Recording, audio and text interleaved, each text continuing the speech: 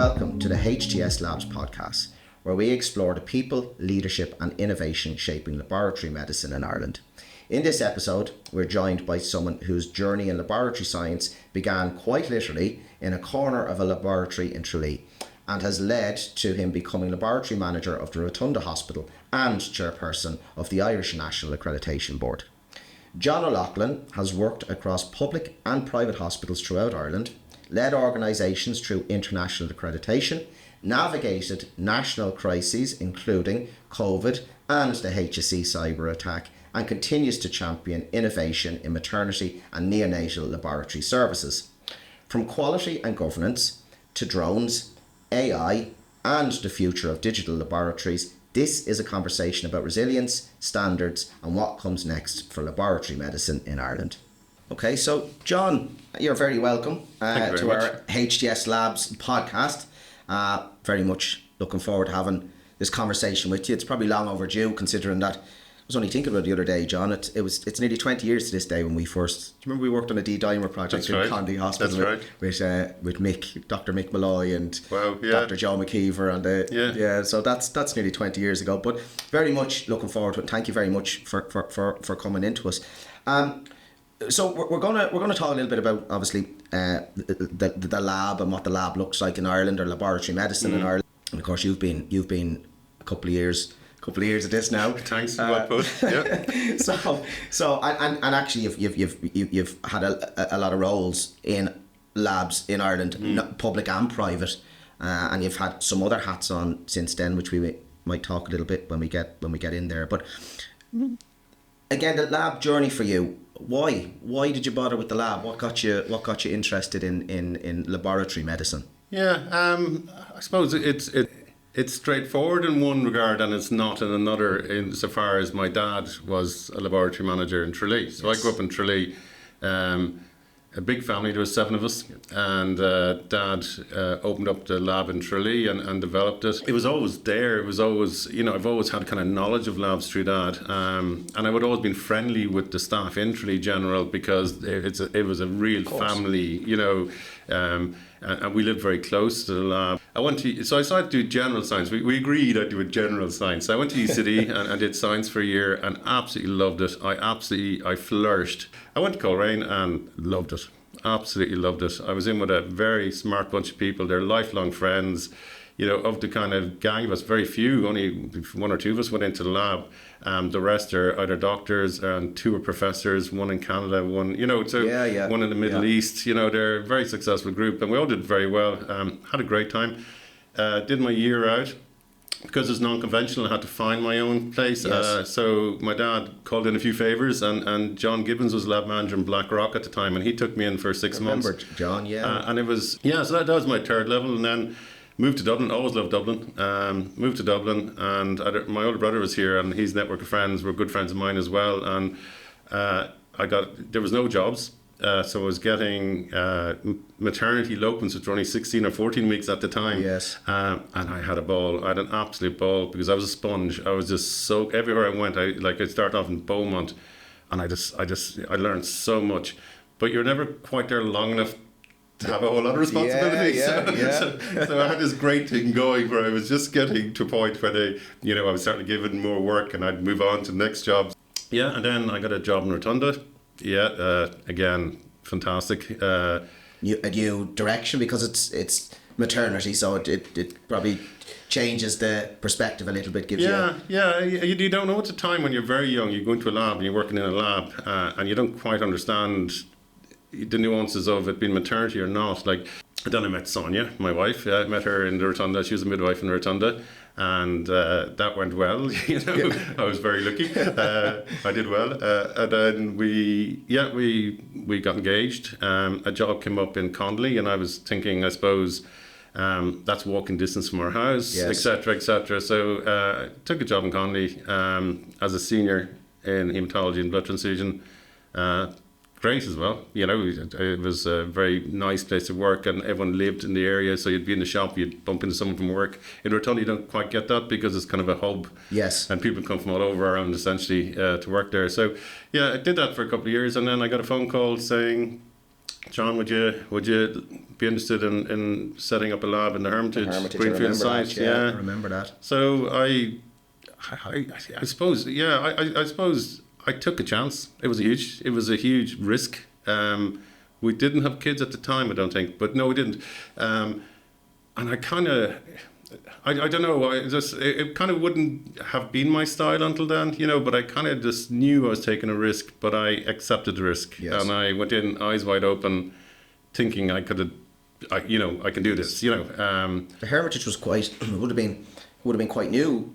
Brand new back then. Yeah. And I remember you going across, because we'd as we mentioned previously, we'd worked on a small D-dimer project when you were in your days in Right. Connolly, and probably quite quickly after that, maybe within a year or two, you when I was talking to you, you were moving over to the Hermitage, but that wasn't just going over to do hematology that was encompassing setting up a whole laboratory, including the quality management system that would have had to go with that. Yeah, and I have a great story about it. Incredible learning. It's one of those ones I'd love to go back, because I would do it so differently. Now, I did quite well, but just, with maturity and with experience, I'd love to tackle something like that again, because I would do it so differently. The one thing I remember with it was, I'd gone in to meet with you, and it was just before JCI. You were bringing JCI, the Joint Commission International, into the hospital to get it fully accredited, and of course the laboratory was going to play a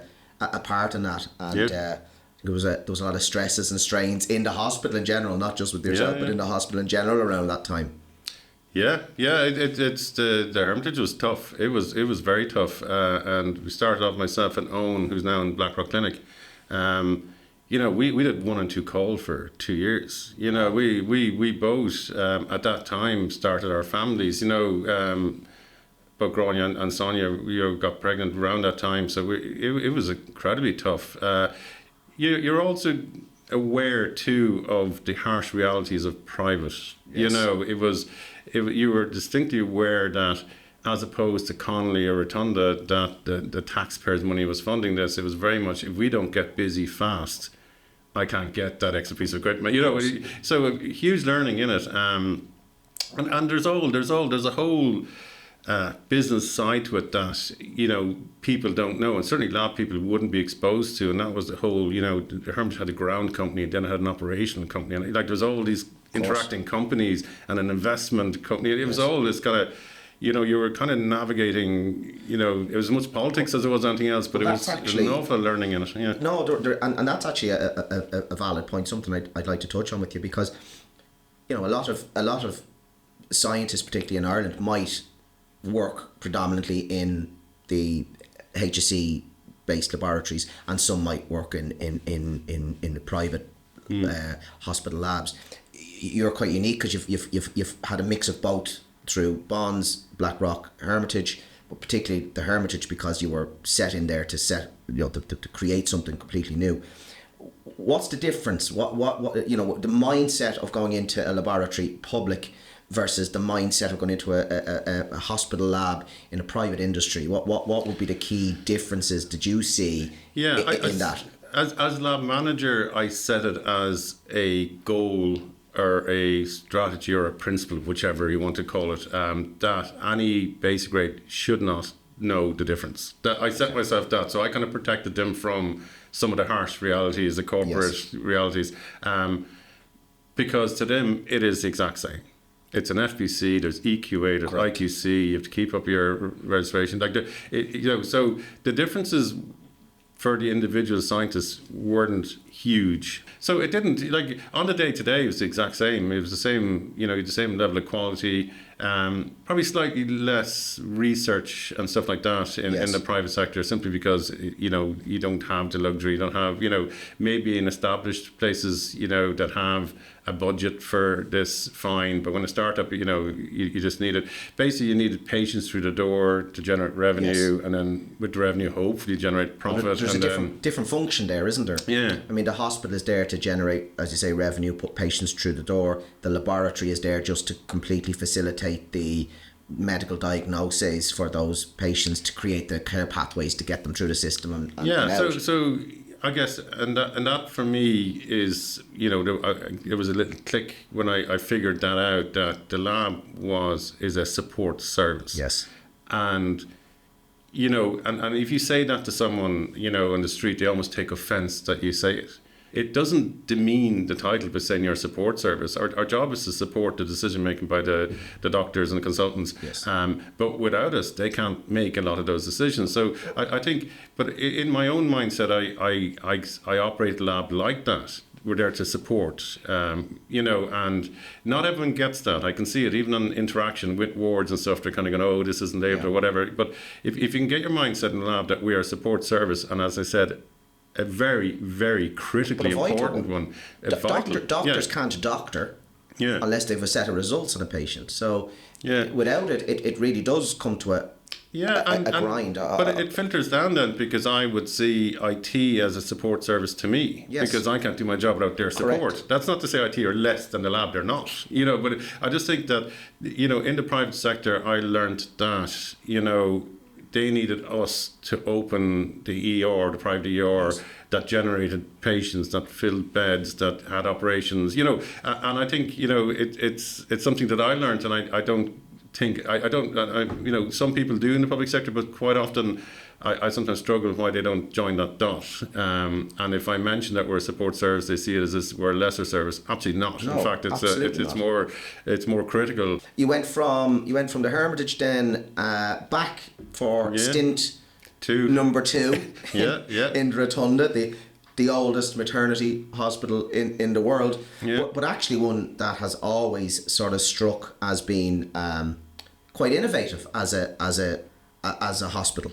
One of the first to introduce modern standards of hygiene for maternity care, stethoscopes being used for listening to heartbeats on the first section in Ireland and most of the UK. In the UK, incredible place. I know the building itself is quite old now, and I know but it still functions as probably the largest, as opposed to 3 maternity hospitals in Dublin, along with maybe Cork. Could scrap it out for rights and who's the largest, but certainly as of right now, Rotunda is by far the largest. Right. Like we're probably 30% larger than any of the others. What are your birthing rates at the moment? Are you over 10,000? Just shy of 10,000, but we're 2,000 to 3,000 more than the other 2 maternity. Really? We would be the busiest maternity hospital in Western Europe. Wow. Yeah, so it's out there on its own as regards to busyness. Where I think we saw 2,000 or 2,500 more deliveries last year than Holles Street or the Coombe. And this year already we're tracking slightly higher, and they're tracking slightly lower. So, and can I ask then, in terms of your laboratory, are you resourced, funded, to that same level of if you're doing 20 or 30% more than Holles Street or the Coombe, do you have 30% more staff? How do you work with that? No, we don't, and that's not, I'm not going to start whinging about staffing levels and stuff. I was at a very good conference last week with the MedTech Ireland and the Academy, and I was glad to hear they said a point that I've been saying for years. There is an international crisis as regards to healthcare workers. Like, if your business model is I need more staff, you're going to be sorely disappointed. Yes. Also too, if you have an inefficient system and you put staff into it, it just disappears into the inefficiencies. If you can make your processes really efficient, then you get another member of staff. The benefits are enormous. I think The budgets for the hospitals are public knowledge. The Rotunda did feel that they weren't getting, compensated for that, but in the last couple of years that has improved an awful lot. That's good. So, has that trickled down to lab? It has. Good. We've been reasonably successful. We are under, even though we're section 58 or 38, 58, I think it's where the HC is our paymaster, and with the HC pay and numbers embargo.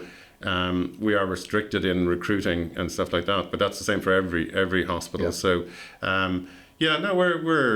we're making our way. We're doing quite well. We've done well lab-wise accreditation. We were, I think, the first lab, maybe outside the bonds in Cork, to have ISO across all departments. We were the first to get a flexible scope. Yes. We were I think the first to get 15189228870 for point of care. You know, so we've a lot of firsts. So we do extraordinarily well.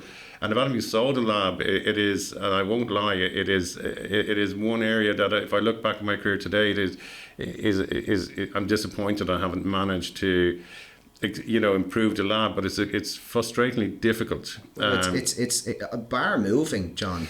Yeah, it's you know, you've 1 meter thick. 250-year-old stone walls, high ceilings. The infrastructure is the infrastructure. It'd be very difficult, I would have thought. Extremely difficult, and again, you know, the hospital have supported us. But the good news is that the HSE, with the support of the hospital, we have either procured or very close to procuring a big site on Dominic Street. Very good. So that's progressing at pace. And we're going to, I would like to decant the lab in its entirety over there, but it's just proving difficult because we couldn't get pneumatic tube systems under Parnell Street, all that kind of stuff. There is a hesitancy amongst consultants, and I completely get it. We do have massive obstructive hemorrhages, so they would like blood transfusion to stay on site. I get it. Yes. I think I could have put up an argument that, you know, we're not that far away, but, you know, it's fine. I'm not completely convinced by either argument, so we'll go with the one that path of least resistance, I guess. Path of least resistance. Yeah, so we're going to move our cold work over there, which will be a brand new histology lab, which will be state of the art. Fantastic. It will be state of the art. It's we're doing a huge amount of work on downdraft and, you know, and we're kind of, so we're really excited about that. We're moving serology over there, which is, we do a lot of if you look at our INAP scope, we do a huge amount of tests, more so than the other two maternity hospitals, regards to all our HIVs, hepatitis, rubellas, all that, STIs, everything else, a lot of molecular stuff. So we have a brand new serology lab and a brand new molecular lab, which will allow us to expand into that space and do a lot more. And it's going to be very women focused. So it's going to be women's health focused completely. And we're excited by that. We have moving our hemoglobinopathy service over there. That's just getting busier and busier and more complex. Okay. So, that will then free up space in our current footprint to allow us to the space we need. And I'm excited by that because we have, and the hospital and the HC have been very supportive, that we have the budget to build a really nice lab in Dominic Street. And then we have, you know, a budget to retrofit our current lab and expand into the space decanted by those ones. So it's all very exciting. It's a lot of work. I can imagine. Yeah, I'm meeting with architects more than consultants these days. But it's for sure. But badly needed, and I think it will revolutionise what the hospital is able to. I think even with regards to recruitment and everything, you know, when people walk into an old lab, it's hard to get them to come on board. It's winning hearts and minds, isn't it? And if you've got a lovely new state-of-the-art modern workspace with wonderful ergonomics and everything that goes with that, and just workflows, we're moving everything over there. So the consultants have new reporting rooms over there. The admin support will be over there substantively.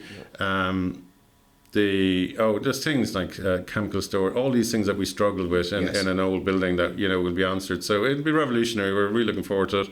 And that's progressing at pace. So we would probably naively, but hopefully, you know, in 12 months be starting to move stuff into it, you know, with the hope that in, you know, 18, 20 months we'll be up and running. That's fantastic. Yeah. And you touched on something there, and not to dwell on it, but just I ask people this outside of podcasts and anything else, but particularly your colleagues around the country when we're speaking to people, the big thing that we're hearing at the moment is staff shortages, staff retention, and trying to find resources, trying to find staff to go into medical laboratory science. Definitely seems to be an issue there that certainly wasn't there, you know, 15, 20 years ago, you know. But as I said, I couldn't get a permanent job for 2 or 3 years. Yeah. And in fact, I knew of people who were 10 years without a permanent job. Yeah. And very good people. It wasn't like they did anything wrong. The jobs just weren't there. It's an issue, but it's very complex. There are huge amounts of kids coming through college, and my heart goes out to them. And we did the transition year inside in Rotunda, and I just had to keep saying to them, make sure the biomedical course you're doing is CORU because a huge amount of them. Yeah, so we're kind of caught in this really difficult situation whereby we have queues of very bright graduates with level 8s in a somewhat related discipline who desperately want to become a lab aide so they can get onto this transition course and become medical scientists. And we would all desperately love for them to get through that, but it's just not possible for labs to train these people. It's a big resource commitment to train someone. The CORU piece has probably come in the last, I'm going to say 5 years. It's probably a little longer than that, maybe 7, 8 years. But I remember the mootings of it, particularly for laboratory science. I know CORU stretches across physiotherapy and other disciplines. Oh, absolutely. But from a lab perspective, and one of your colleagues, Mary Culleton, would have been on the CORU board at the time. Yeah, no, I sat on it myself for a good few years, 4 years. Yeah, when it started. How does that get fixed, or is there a fix? It probably not a short term one, I assume, is the answer. But what do you put in place to try and stop that, John, or try and allow some of these kids who are coming up bright, well educated, and really want to work in this discipline, and it's almost like it's a self-destruct button in one instance that we're turning them away from our doorsteps. How do you fix that? I struggle with it. I got a phone call from a very upset young girl who trained in the UK, came across very articulate, very bright, newer stuff, but can't get the POA, we call it, period of adoption. Yes. And is in Ireland working as lab aide, desperately reaching out for anyone to get her over the line. Like, this is a person who has dedicated her life to becoming a medical scientist who can't get in the door. And it's incredibly frustrating. I think, I do think we may need to look to, training them, setting up and I'm struggling for the word, not a virtual laboratory, but a augmented laboratory, a laboratory off-site with dedicated trainers and having equipment on site, but not using hospital samples, to train them up. Okay. I can't see how, like, we're struggling with, we don't have enough staff, and then we have an increase in throughput through TUD, a very welcome increase in throughput, all of which need their work experience for a year. So they're going to fill any existing capacity for labs to train and more. A lot of labs are going above and beyond to take additional ones in the hope that they'll come through in a few years. And then you've got this influx from above for those people who are doing the transition course.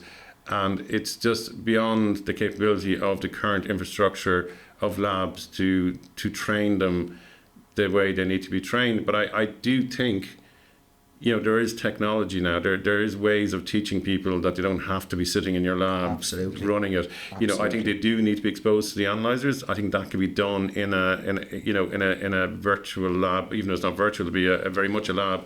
But maybe just using dummy samples or whatever. I still think an awful lot of training. I don't think you need to be in the hospital to learn a lot of that.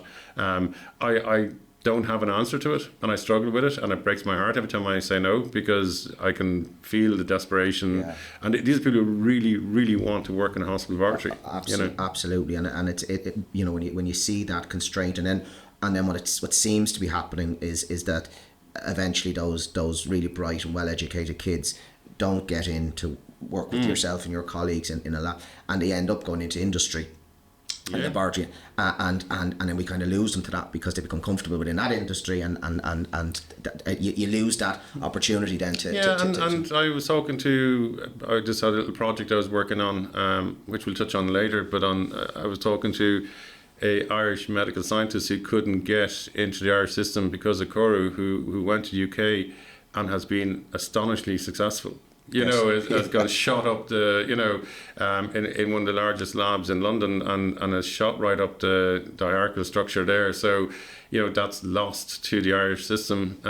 Someone who's obviously very, very capable. Very talented, very bright, and bureaucracy gets in the way somewhat, a little bit. I mean, like CORU, there are rules in place, and it's. I do think it will evolve. I think they will allow single discipline. I have no say in that. I'm not on the board anymore. before. Anything I say doesn't really matter other than an opinion. But I think, and I'm not a big advocate of that, because when you manage a lab that's multidisciplinary to some degree, single discipline won't help me in my plight. Correct. But it could free up some of the larger hospitals that will release staff down that would help, Of course, So I do think it's, and actually, we've done that a few times. We've trained one or two, one person from South Africa we trained up recently, with no real ambition for them to work for us. We would love if they did, but that wasn't the point. The point was they went into the workforce as a medical scientist, and that has happened, and they chose not to work with us. Just for lots of reasons. It wasn't anything we did wrong. It's just where they found flat and everything else. But that's one less pressure in the system. So, I think, we're all willing to help, but I do think that there's a tsunami of applicants at the moment that we can't get through and we can't help. But I do think that technology is there. I do think there is technology there, but I just don't know what mechanism is there to do it. I think you could very feasibly, the HSE, set up a simulation lab. That's probably a better word. A simulation lab. Makes a great deal. It's a training lab, simulation lab. Allow people to get the hands-on time that they need, training online where it's required, and then get them fit for purpose so that the current CORU rules and regulations are met. And start passing I'm kind of convinced too that if you get a medical science graduate from any of the undergraduates and they walk into a laboratory, they're not much good to anyone. And that's not anything against them. It's just the nature of labs are very, the IT systems, all that make it very complex. Job training is. So someone with 4 years of degree and possibly even a master's comes in, takes a year to become really useful, whereas a physio can start work on Monday, a radiographer can start work on a Tuesday. Correct. For lab it's 6 to 8, even a year before they're fully at least. And so to me that's kind of wrong.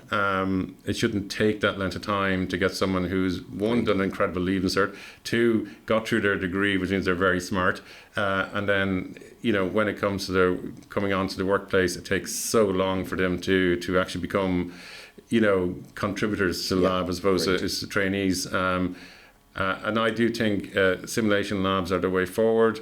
In RCSI, they have fantastic simulation dummies in the new RCSI building. My kids did it in their TY year. They felt sick, but it was, they delivered a baby in a dummy, but it's so lifelike. It's incredible, but it works, and I don't see why, you couldn't have a simulation lab with not so much academics, but having, and I wouldn't say lab managers either, we're the worst people to send in there, but people who are maybe a couple of years into the profession, can go in and teach them what they've learned in the last few years. And I think that's probably the answer, but I'm not, I suppose one thing I always give out about is, I have a million ideas, and it's was it an idea without action remains an idea. So and you've only so many hours in the day as well, and that's actually something to touch on with you, because you mentioned you weren't on the board in CORU, but you do sit on the board with the Irish National Accreditation Board, or INAB as I suppose we all know it here in Ireland. What does that? I mean, that's another hat, John. That's completely, you're walking out of the laboratory that might have been accredited, or audited today, and then tomorrow you're sitting on the board trying to I guess map out new frameworks and enhance that QA experience. What does that look like for you? It's a skill.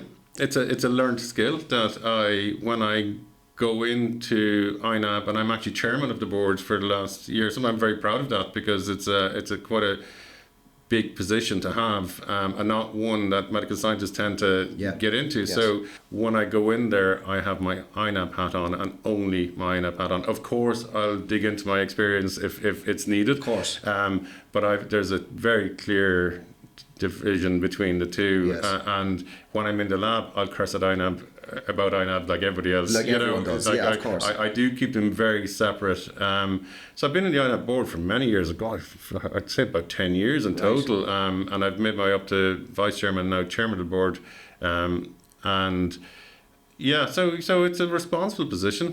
There's a lot going on. INAB sits under the Health and Safety Authority. So, it's kind of busy, but it's, you know, like the manager does all the work. I just kind of wade in and, you know, get briefed and, you know, make decisions. Sure. I really enjoy it. I've always enjoyed the INAB board.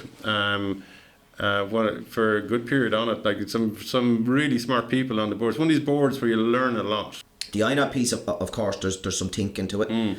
Yes, there's some work. There's presentations. There's working with your colleagues within there, trying to shape it. But there's thinking that has to be done before that. There's preparation and all of that, and that on top of running a laboratory and with quite a number of employees, let's say under you that you manage, and then you have things like COVID. And then, you know, you've as you mentioned, the B3 East. I remember a laboratory that I worked with at the time, and you know we all shut down. We couldn't move vans around the country. And then the cyberattack, which you touched on. I mean, from your perspective, I mean, from a manager's perspective, and then managing that and managing your staff, how did you handle those? Particularly, I'm thinking the cyberattack. I'm thinking COVID because they were so long in nature. Yeah, I think, you know, I love it. Like, I wouldn't have it any other way. Like, when I used to do call, I don't do it anymore. I did it for 25 years. I loved the big bleeds. I loved the traumatic stuff. Like, the day-to-day, I just didn't enjoy it. And I suppose the lab is the same, that I don't enjoy complex HR issues and stuff like that, but you work through the process, you know. But so I think it was Pat Mulhern down in Waterford. He's now at the HSE. Yes, he described it very well, and you know, that we got a lot done.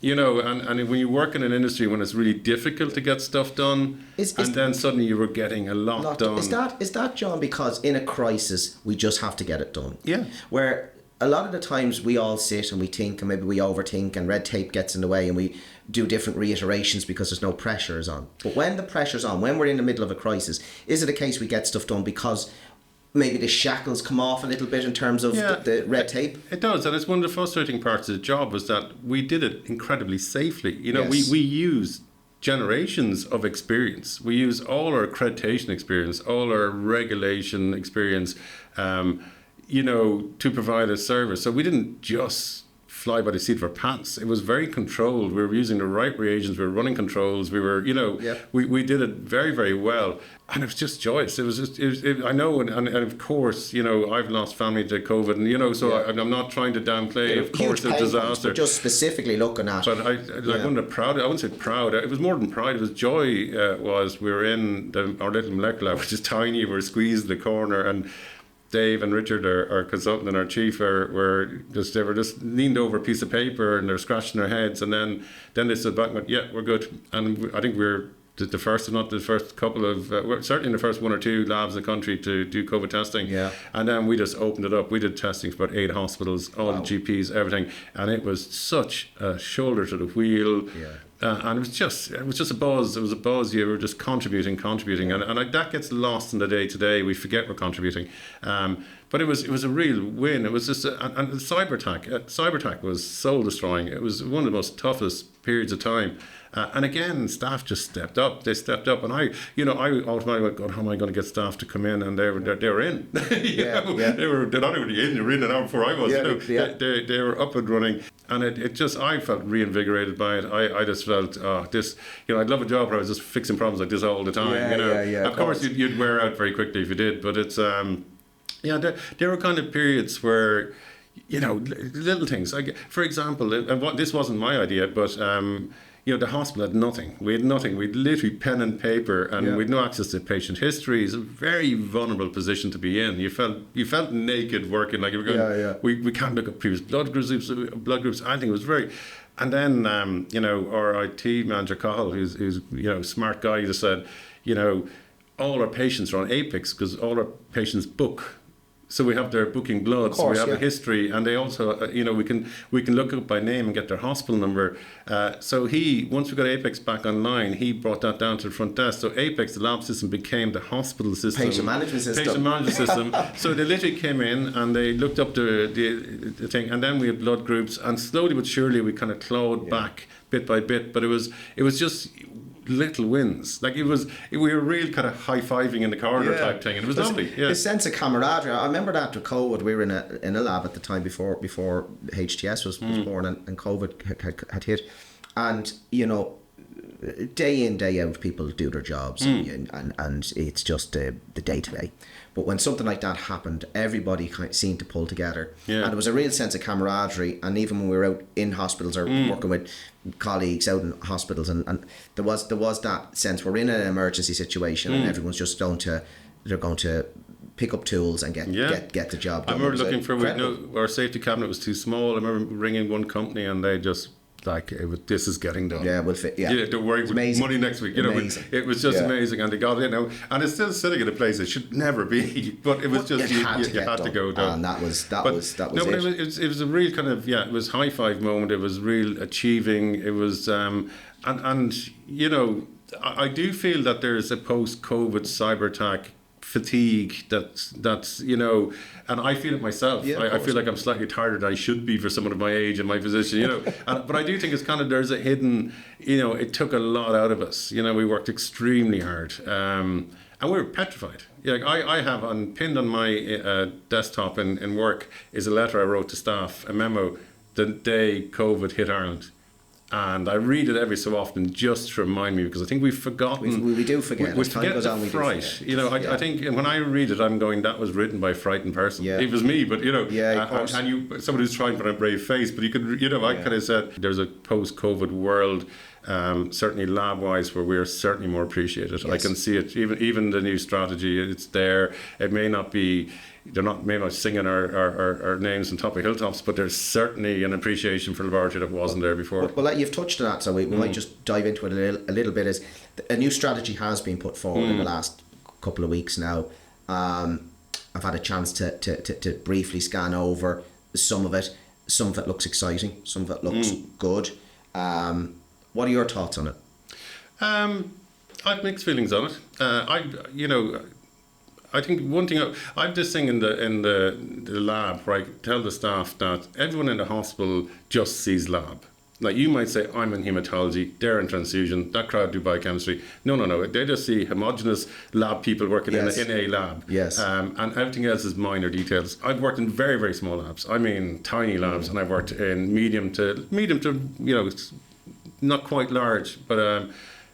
And I just fear that some of the decision makers are coming from big labs don't see the difference between them. Like there's a huge difference, and I'm not convinced by the larger labs. I think some of the most progressive labs are roughly the kind of rotunda size of maybe 40 medical scientists. I think when you get bigger than that, you get too busy. You get almost swamped. In order to manage something of that size, you need layers, and then you need bureaucracy and all that. So I'm not convinced by it. So I'm yet to be convinced by the kind of hub and spoke labs. Although the economist in me and the manager in me sees the economies of scale and economies of scope and the benefits of those.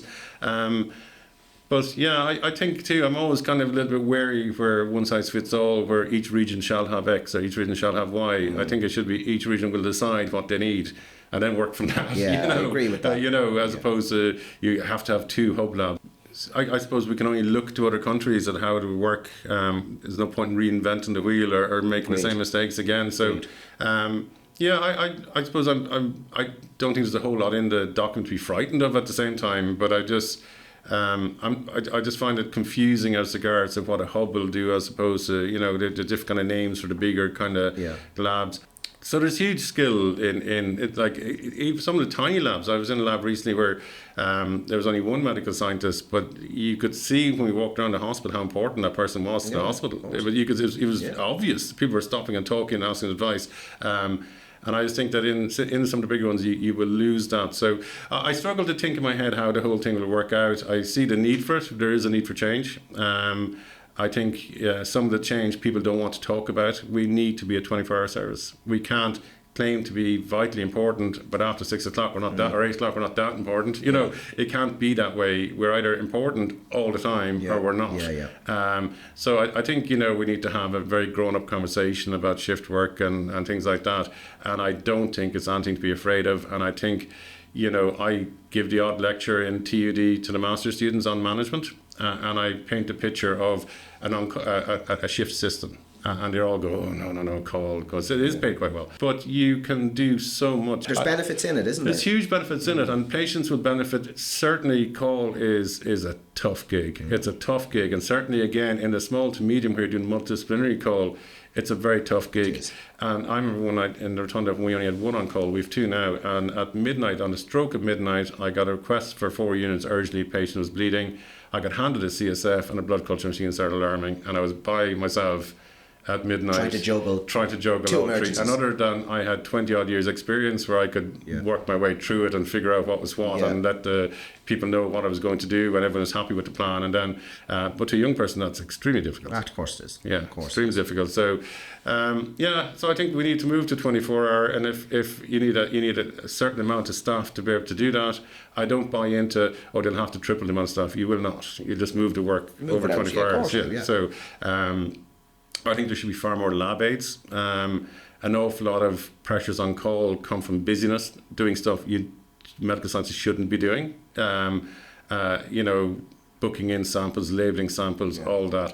Like, if you get a CSF and call, you should be able to walk. Medical scientists should get bleeped by the lab aid, come down to the lab with the sample received, plates labelled up, ready to go. You just concentrate on reading the gram stain and loading up the film array, whichever system you have, and then you walk away. You don't need to be putting stuff into incubators. We see that a lot in the UK. The ratio of med lab aids to biomedical scientists it's a lot higher because they've got those guys there doing a lot of the prep work. To allow for the now I'm not saying that the NHS is perfect by any stretch, but there is that ratio differential that we don't seem to have here. Yeah, and I don't think we will until we sort the call thing out. So if my managers turn to me and say, instead of getting 2 medical scientists, I'll give you 8 lab aids. Now that's not. I know. I'd have to turn it down because I can't afford to lose 2 off the call rota. Yes. You know, so it's. But if there was a shift work that was sufficiently staffed that if someone rings in sick, it's not the end of the world. Then you could complement that with lab aids much easier, and it would make it much more attractive to people, because when I was on call, the business wasn't medical science work, it was answering phone calls. It was, you know, I remember one time I was on and I can't remember, it was 57 bleeps in a night. So that's 57 phone calls, many of whom were missed, so you had to keep ringing. You're even without doing any work. That was a very busy night. That's a full night's work. That's full night's work. Put a sample on. So, you know, if you get rid of all that kind of nonsense, it's I think it become a far more attractive job. But it's, you know, people have lifestyles and stuff, but I think it needs a grown-up conversation, and I think it needs to be, facts and figures need to be discussed. But I think those who don't want to do call can do, you know, the 3 days. You can still, shift work is still flexible. You can still give away a night. You can still swap. You can still go on your holidays, and people would always want to do extra. The people who want to do call now would like to do extra shifts. That's the supplementary income, and that's all doable. But I don't think that's been discussed. Yeah, well, that's fair. And I think, like, moving then into, I mean, we spoke a little bit there about the work with the lab shifts, etc. You mentioned that the day-to-day stuff isn't really what excites you. It's the stuff outside of that gets you buzzed up. And I think what we're seeing is a lot of innovation within the particularly in the last couple of years. I mean, I'm not saying that lab medicine hasn't always been innovative, but certainly now with the move with AI, of course, which everyone talks about, but maybe overly talks about it in some instances. But with AI, with new analyzers, with new machines, with new companies being formed, what are you seeing out in the market space in terms of innovation, and what are you working on at the moment that gives you that extra bit of kick? Yeah, I would see myself being innovative. I may not be the greatest at converting my ideas into actions, and that's just because you can only do so much. But and sometimes it just I suppose it requires the tenacity that I don't have. You know, that, and I think that's where, you know, I'm working with a few colleagues on setting up a company's too strong a word. It's a co-op, it's a collaboration, whatever, but called Elaborate, and that is to kind of provide a vehicle for people with ideas, because I can tell you, all you need to do is go for a pint with a few lab people, and they will tell you not only the problems but often the solutions to an awful lot of problems. Absolutely. But they're just, as the old saying goes, an idea without action remains an idea. So in order for it to become something, it needs an action. And I think it's something that I've taught myself. I did a course with HIHI. I've gone to a few innovation summits and stuff like that, and I've had sometimes to force myself into action, even though I'm kind of going, I don't have time for this or whatever. And there's one I'm working with, Mana, the drone company. Yes. Working quite strongly with them. We've done our first flight. That is coming out, and possibly before this even. So in the next couple of days, that's going to hit the press, and we're hoping to generate a good bit of. And that's just for those, I suppose, who are kind of listening in. That Mana are probably one of the leading commercial drone companies within Ireland. But there's a move now towards looking at maybe at the moment shorter range movement of samples by drone. Yeah, so I think, it is an absolute certainty that in the next 5 years, samples will routinely be transported by drone. Yeah. It's an absolute certainty. It's the most common sense, solution to an ongoing historical problem in not just this country, in every country.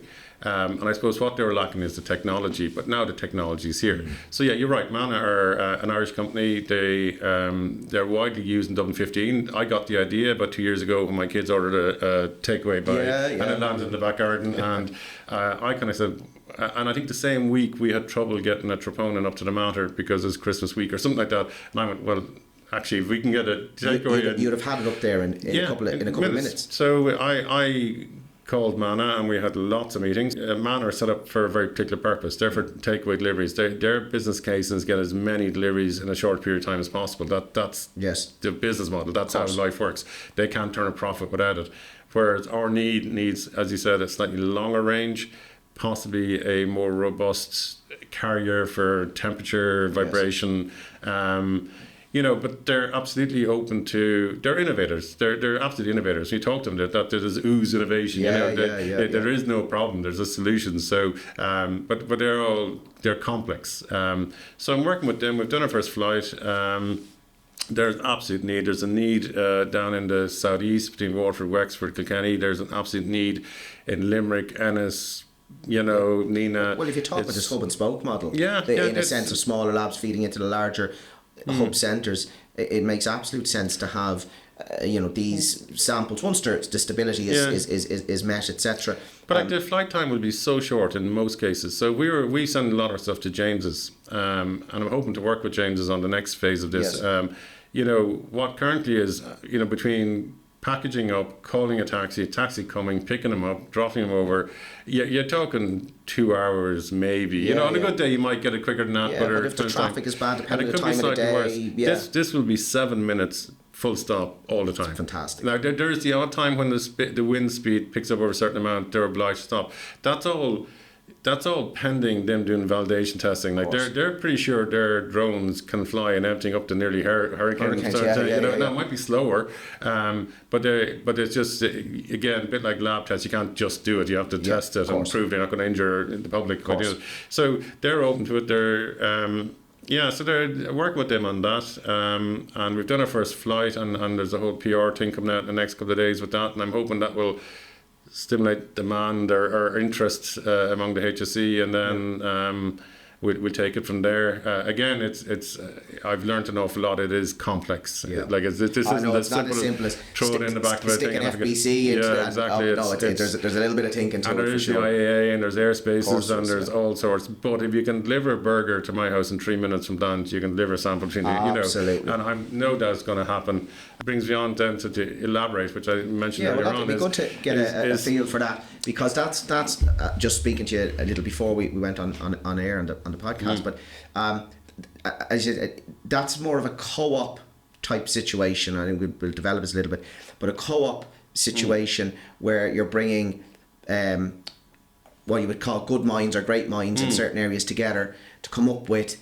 solutions, let's call it scientific based solutions for problems that are seen maybe regularly in different laboratories, and bringing in a team of people to be able to try and navigate through that. And there is slight difference to this to kind of other ones like Spark and all that. You know, is that this has a commercial side to it. You know, because I actually do believe if you can commercialize it, it drives. Yes. You know, Sure. it drives innovation. It drives if you can get a product to market.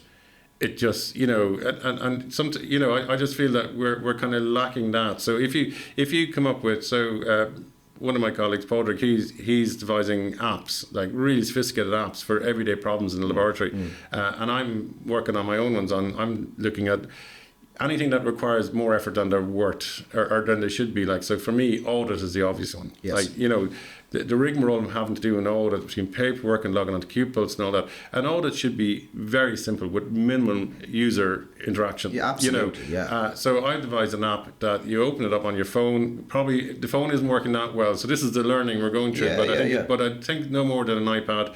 And it pops up at what the standard is. It pops up at what your lab feels the intention of the standard is. Yes. Little precursor, and then it uses AI, and you literally, instead of going, as per SOP, you just go snap, snap, snap, you know, and go tick, tick, tick. Wow, that would make a lot of quality managers but I think it would encourage people to do audits. They knew it was going to be painless and harmless, and you know, and I'm playing around now at expanding that to kind of JCI, because I can see that lab are really good at this and experience at it. For those who aren't, this is exactly what apply they to need. a whole hospital scenario. Yeah, at that MedTech Academy one, Padraig Gorman, you know, he gave a very good description of if you're building a solution, concentrate on the problem.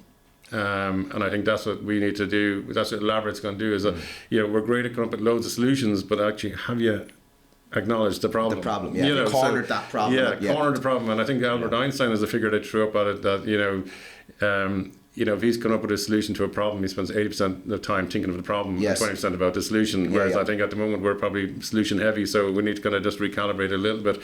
But I think if we can demonstrate that, you know, if you're sitting in the lab and you're doing something that's repetitive, and you start going, there's a better way to do this, that we would hope in time that there's this body that's not Spark, it's not so much funding oriented. Absolutely, we'll take funding wherever it comes from. Commercialise it, of course, but that's not the end point. But the difference our own is that we would set out to commercialise it. If it doesn't work out, fine. You know. But even if you if you get one to market, then you're doing extraordinarily well. Absolutely. You know, so like we're not being naive either. But it's more, I think, for me, the drive to get it to market and international markets, because that audit will work in any market.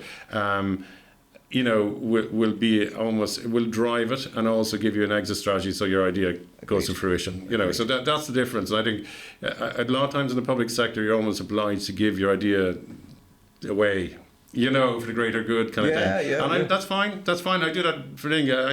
I give up a huge amount of time to volunteerism because I think we should, you know. But there comes a point in time then where I've seen so many ideas falter out because there's no one to run with it. Whereas I think if you can commercialise it, then there's someone to pick that up. I would imagine something like that would need to be nursed along, because if you just hand it out to a batch of people or give it it'll fall, and it needs that driver behind it. I would and agree. Also too, if you were to make it a kind of, you know, if you look at some of the great things like the diagnostics, the X Lab, and that came out of the NHS. That was commercialised. It drove. There's some stuff that came out of the Matter a couple of years ago as well that they kind of commercialised, and it creates legs and it becomes something. Absolutely. And it evolves then in the commercial world. But but it fundamentally it's you know, the goal is there's a solution to your problem. Yes. You know, as opposed to, you know, having a lot of local arrangements. So it's just an idea. It's very much in its infancy. I said it's not a company. It's a collective of like-minded people trying to figure out where this is going to live. But I just know in the 2 or 3 months that we've started this, we have 3 or 4 solid projects. That's brilliant. Going like so. That's really exciting stuff. Yeah. We'll follow that with some intent with you, because there's some really great ideas behind that. And then just to finish up, just in a bit of reflection, I suppose. I mean, from somebody who's had 20 plus we'll go years, with 20. we'll go with 20, right? Where do you see lab medicine going in the next 10 years in Ireland? What you know? It's difficult because the strategy. There's a lot has happened over in the greater scheme of things, my relatively short career in the greater scheme of things, but it's still an awful lot has happened in my 20 plus years. Yes. You know, and we've touched on a few of them. Cyberattack exposed a lot. COVID exposed a lot. Koru, you know, changed things a lot. You know, there's a lot that has happened. So it's hard to know. I suppose, what do I think will happen? I think the strategy will progress in some form or another. Yeah. I think there will be a resistance to it in some form or another. But I think, you know, I hope the HSE are strong in you know, sticking to their guns. I think one thing I've noticed is that people give out about the HSE, but hand on heart, everything they've touched as regards to building wise over the last 15 years has been incredible. Connolly's new lab is fantastic. It is. Vincent's new lab is fantastic. They're, you know, what they're proposing for me in Dominic Street, I could only dreamed of. You know, they're not taking second best. They're building stuff to a really high modern standard with, for the first time ever, actually building in future proofing. Yes. You know, which is incredible. Very high caliber people. So I'm very optimistic that these labs will be incredible. As regards to the profession, I think there's decisions to be made. I put on LinkedIn there recently more as a kind of, I wouldn't say it's a joke, I was being quite serious, but there's postmortems are not being done in this country. Correct. Is there any reason why a trained medical scientist couldn't be doing routine postmortems? You know, absolutely complicated ones up to corners, Yeah. but routine postmortems, I don't like. We're starting to see gaps, certainly in histology and in like perinatal pathology. You cannot get a perinatal pathologist. You can't, you know, and you can't even send it abroad. They're not there either. Yes. So the obvious solution is you upskill, and we see it on the wards. And this is kind of what annoys me a little bit. On the wards, they're very quick to get physician associates. So you can have someone who does 2 years training doing minor ops. Yes. You know, and yet somehow or another, it's not okay for lab to, you know, to take over some of the roles Yes. traditionally done by. I would think anything that a consultant pathologist does that isn't patient facing should be up for discussion as regards to some degree of laboratory cover, I suppose. And this isn't looking to take over their jobs, and I'm not naive, nor do I think it necessary that we match their wages. They're a different profession. They Yes. do different things to us. But there is a subset of work that could be done there by a upskilling of lab And it's scientists. and either it's done in a controlled way or an uncontrolled way. And at the moment, we have, we have scientists starting to go into cut up histodissection, stuff Yes. like that, in a very uncontrolled kind of way, in local arrangements, whatever else. I think, we just need a strategy that, I think most histopathologists, even though they may, as a union body or as a, resist it, because that's what they do, and it's probably very, which what we would do too, Yeah. but I do think that secretly, one-on-one, they'd be going, oh, it'd be great if I could get rid of all that so I can really concentrate on where my value is adding, as opposed to doing stuff that really I'm adding no value to and someone else could. Yes. And again, I'm coming at this as not a replacement, but as, maximising that definition of a support service. I think that if we're a support service, I think we should support right up to. And again, looking at the physician associate, I know it's up for a bit of discussion now, but they were allowed to be in theatre as an assistant to a surgeon. They're allowed to order lab tests, interpret lab tests, but a nurse with 40 years experience isn't allowed. There's a kind of bizarre disconnect there.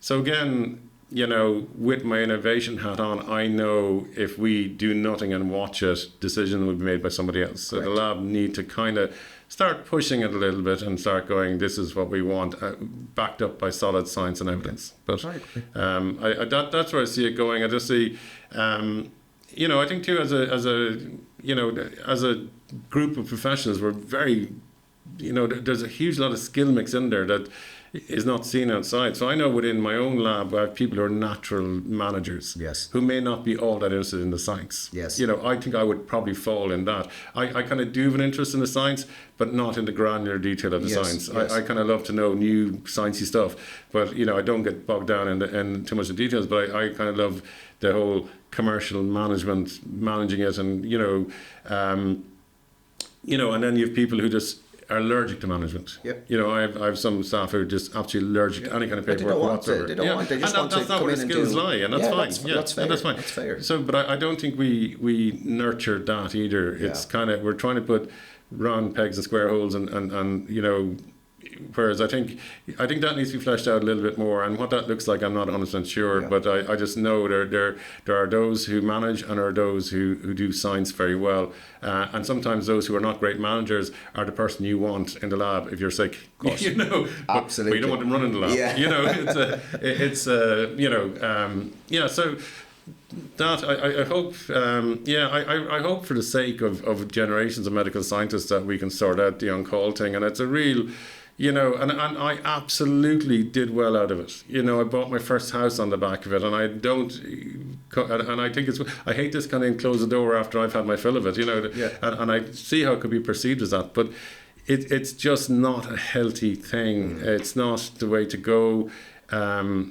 I just think that, you know, and I'm not saying it should happen. I think there should be a mature conversation around it, with the options. And if you look at nursing, where they do shift work and they're always swapping shifts, and they do week and nights and they're off for a week, there's a lot of goodness in there too. And don't get me wrong, week and nights is incredibly difficult, but I do think that there are solutions out there, but unless we have a mature conversation about it, it just drags on, and I fear it's a war of attrition. Like I fear, I can see what call self-call is cumulative. You can get away with it for years, and then it starts to bite. You know, so I think it needs a mature conversation. That's all. And if it turns around that they go, "Oh, we're sticking with call," fine. You know, You know, I've said my bit, and I'm happy to put hands up and go. Fair enough. Well, that's fair. Yeah.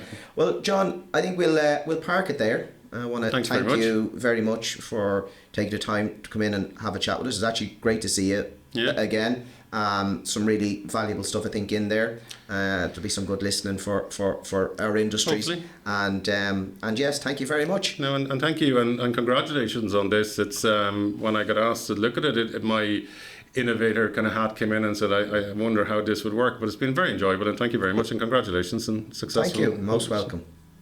That brings us to the end of this episode of the HTS Labs Podcast. A big thank you again to John O'Loughlin for joining us and sharing his journey and insights. It's been a real pleasure to have this conversation. If you enjoyed the episode, be sure to follow or subscribe wherever you get your podcasts, and stay tuned for more discussions with the people leading and innovating in laboratory medicine across Ireland. Thanks for listening, and we'll see you again next time.